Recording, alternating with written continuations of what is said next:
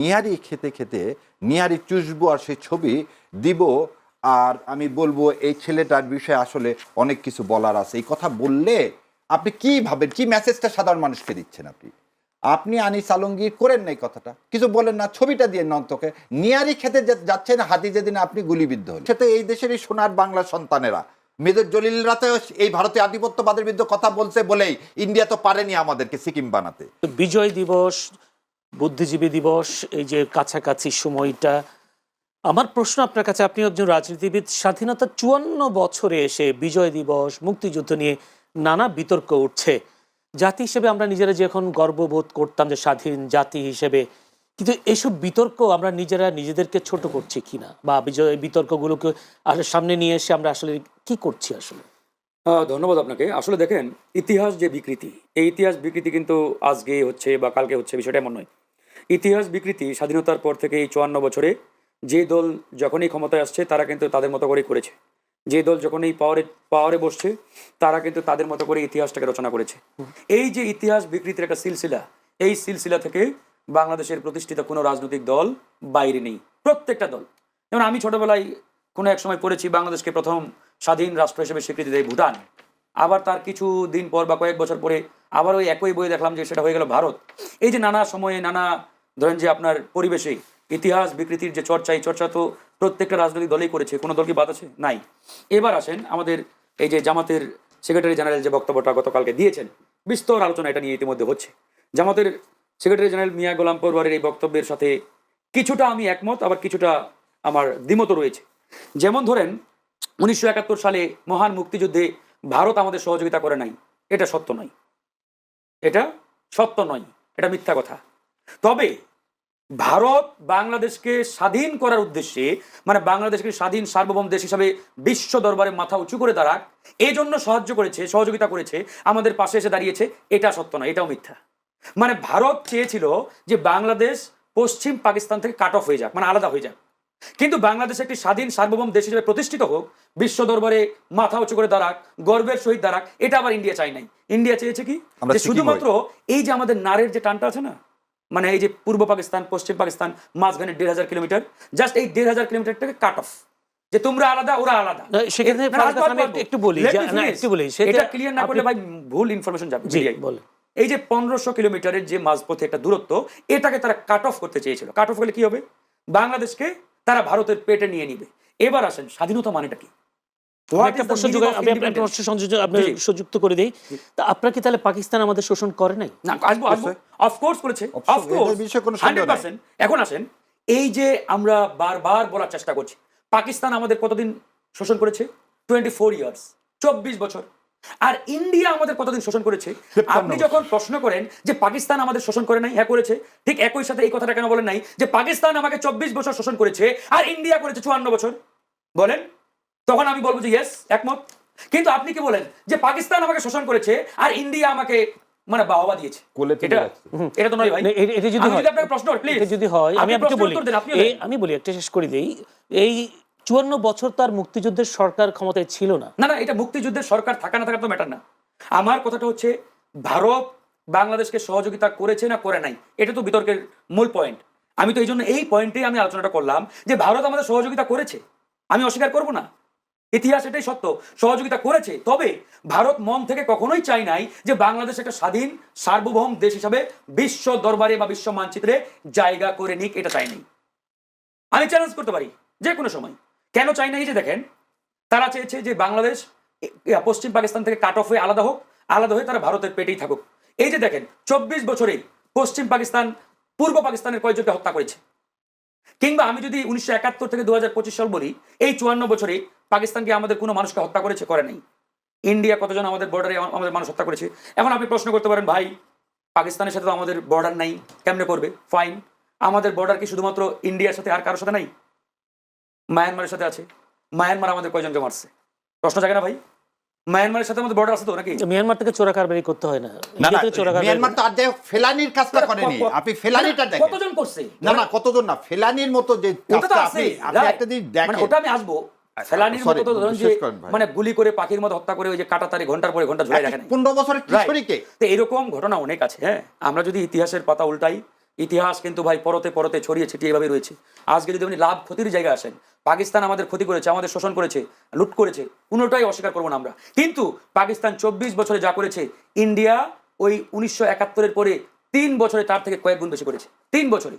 আর এই 54 বছরের ইতিহাস নিয়ে যদি আপনি বসতে যান, তাহলে ওই ইতিহাসের পাতা শেষ হয়ে যাবে। আপনি ওই জায়গায় পারবেন না তো। 57 জন আর্মি অফিসারকে এটাই তো বললাম। ইন্ডিয়া আমার দেশে, একটা স্বাধীন দেশে, এটা তো ইন্ডিয়া এসে এটা করলো কিভাবে 2009 সালে? 9 সালের ঘটনা ভাই। আমি 1971 থেকে আপনি 73 সালের কথা বলছি। জিয়াউর রহমান তো হ্যাঁ। তালপট্টি দ্বীপ দিতে চায়নি, আপনি জিয়াউর রহমানকে হত্যা করলেন কিভাবে? যাই হোক, এরকম ইতিহাসের পাতায় এরকম সত্য ইতিহাস এখনো লুকিয়ে। আমাদের ব্যর্থতাটা আসলে কোথায়? আমাদের ব্যর্থতা এবং আমাদের যে আফসোসের জায়গা, যে এই যে বিগত সময়ে যারা দেশ শাসন করেছে, সরকারে বসছে, এরা কোন দলেই চেয়ারে বসে একটা সঠিক স্বচ্ছ ইতিহাস রচনা আমি করার এটাই জানতে তাগিদ চাচ্ছিলাম। ফিল করে নাই। জি। আমাদের উচিত ছিল বিগত সময়ে যারা রাষ্ট্রীয় ক্ষমতায় ছিলেন, একটা স্বাধীন তদন্ত কমিশন গঠন করে মুক্তিযুদ্ধের সঠিক ইতিহাসটা মানে রচনা করা, জাতির সামনে এই ইতিহাসটা তুলে ধরা, যে হচ্ছে মুক্তিযুদ্ধের সঠিক ইতিহাস, এরা পক্ষে ছিল, এরা বিরুদ্ধে ছিল, জি। এরা আমাদের লুট করেছে, এই ইতিহাসটা যদি তারা আমাদের সামনে শো করতে পারতো, নিয়ে আসতে পারতো, তাহলে আমরা উপকৃত হতাম। কিন্তু আমরা আসলে দুঃখজনক ভাবে দেখেছি যে যে দলই ক্ষমতায় যায়, তারা তাদের মতো করে ইতিহাস বয়ান করে রচনা করে। এই জন্য এই 54 ধন্যবাদ। বছরে আমি আজকেও এস এম মুক্তিযুদ্ধ নিয়ে আমাদের এরকম ইতিহাস বিকৃতির নানান বক্তব্য, নানান দলিল শুনতে আমাদের হতো না। দেখতে হয়। জি। এই লজ্জা আমাদের রাজনৈতিক দলগুলোর। এস এম শাহরিয়ার কবির উনি বলছেন রাষ্ট্রীয় ক্ষমতায় যারা ছিলেন তাদের দায় এড়াতে পারেন না, এই কথাটা ফারুক হাসান বলেছেন। জামায়াত তো ক্ষমতায় ছিল, তারাও কি দায়ে পড়ে কিনা? আচ্ছা, আপনার এই প্রশ্নের উত্তর দেওয়ার আগে একটু সবার সামনে দেখাই ইতিহাসের চিহ্নপত্র, এই 3য় খণ্ডের পেজ নম্বর 699। আমি একটু পড়তেছি। শহীদুল্লাহ কায়সারের মৃত্যুর সংবাদ শুনে জহির রায়হান একেবারে ভেঙে পড়েন। সাংবাদিক সম্মেলন করলেন 17 তারিখে, করে তিনি বললেন, আমি শ্বেতপত্র প্রকাশ করব। বুদ্ধিজীবীদের হত্যার জন্য তিনি আওয়ামী লীগ নেতৃত্বকে দায়ী করেন এবং মুজিবনগর সরকারের সকল গোপন তথ্য ফাঁস করে দিবেন বলেও ঘোষণা করেন। এখন আপনার কথায় আসি, ভারতে যে ভাই সাহায্য করার কথা বললো, ভারত খুব পরোপকারী সাহায্য করবে। কাশ্মীর দখল করলো কেন? নাগাল্যান্ড মিজোরামবাসী তাদের স্বাধীনতার জন্য ঘোষণা করলেন, আপনি নাগাল্যান্ড মিজোরামের মাটিকে রক্তে লাল করে দিলেন। আপনি হায়দ্রাবাদকে জোরপূর্বক কি করলেন? ভারতের মধ্যে নিয়ে নিলেন। সিকিমকে নিলেন, গোয়াকে নিলেন, 12টা প্রিন্সেস স্টেটকে নিলেন। হঠাৎ আপনার এত ভালোবাসা হয়ে গেল কেন বাংলাদেশকে আপনি স্বাধীন করার জন্যে? আচ্ছা, বুঝলাম 16 তারিখে যখন পাকিস্তান সেনারা আত্মসমর্পণ করলেন, আমার তো মুক্তিযোদ্ধারা ছিল, তাদের হাতে তো অস্ত্র ছিল। আপনি প্রতিটা ডিস্ট্রিক্ট, জেলা, ইউনিয়ন পরিষদে কেন ইন্ডিয়ান সেনাবাহিনী পাঠালেন এবং সমস্ত অ্যাডমিনিস্ট্রেশন দখল করে নিলেন, ইনক্লুডিং আমাদের সেক্রেটারিয়েট? ভাই, সত্যকে সত্য মানতে হবে। ভারত চেয়েছিল হায়দ্রাবাদের মতো, কিন্তু ভারত সেটা পেরে ওঠেনি, কারণ আমরা সেটা করে উঠতে দিইনি।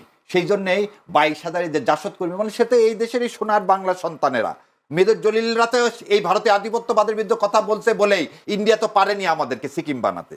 আর আপনার কথা এখন আসি, জামাতে ইসলাম বিএনপির সাথে 5 বছরে 2টা মন্ত্রিত্ব ছিল।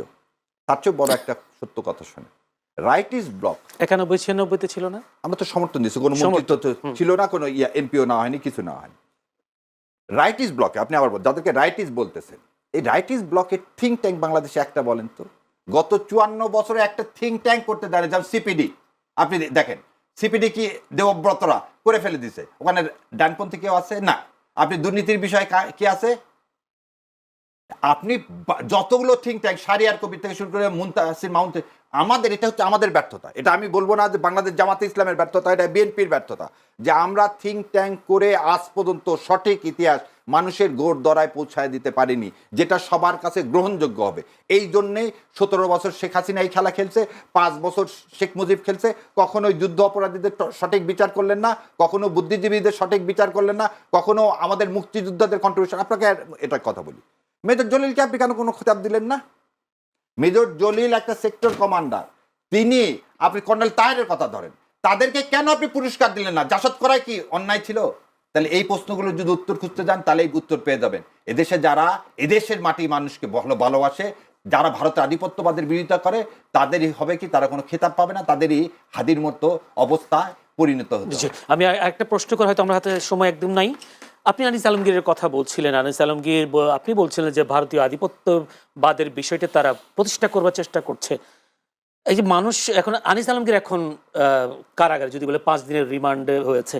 আনিস আলমগীরকে কেন গ্রেফতার করা হলো? যদি বলি, তাকে বলা হচ্ছে যে একটি সন্ত্রাস বিরোধী আইনে করা মামলায় গ্রেফতার হয়েছেন সাংবাদিক আনিস আলমগীর।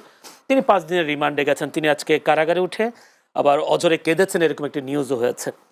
আপনি এটাকে কিভাবে দেখছেন? কোনো কারণে কারো বক্তব্য বন্ধ করে দেওয়া, নাকি আসলে তার অপরাধ ছিল? প্রথম জিনিস হচ্ছে, আপনার সন্তান যদি গুলিবিদ্ধ হয়, সেটা আপনার সন্তান মানে তো আমারও সন্তান, তাই না ভাই? আমি কি ওই দিন নিহারি খেতে খেতে নিহারি চুষবো আর সেই ছবি দিব, আর আমি বলবো এই ছেলেটার বিষয়ে আসলে অনেক কিছু বলার আছে, এই কথা বললে আপনি কি ভাবেন, কি মেসেজটা সাধারণ মানুষকে দিচ্ছেন?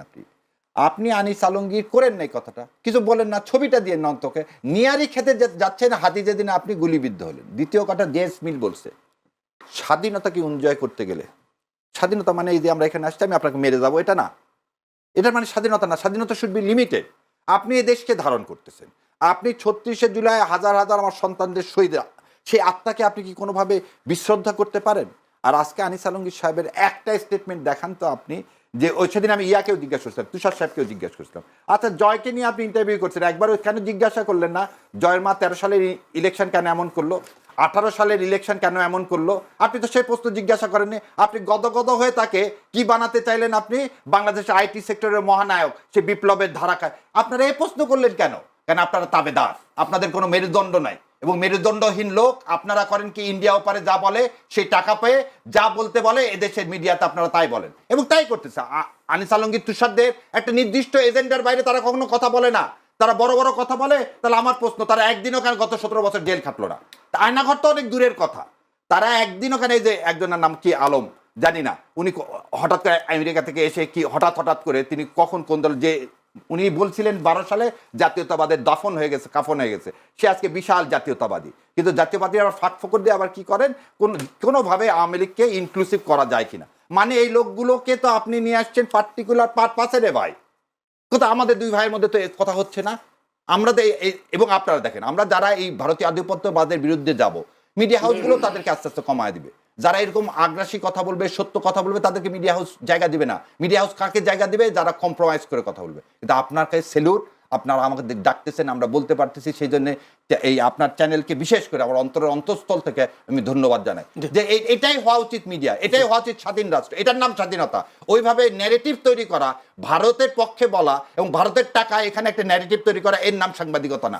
ধন্যবাদ দর্শক, ধন্যবাদ দর্শক, আমাদের হাতে একেবারে সময় নেই, আমরা শেষ করতে চাই আজকের এই অনুষ্ঠান। 30 সেকেন্ড। 30 সেকেন্ড।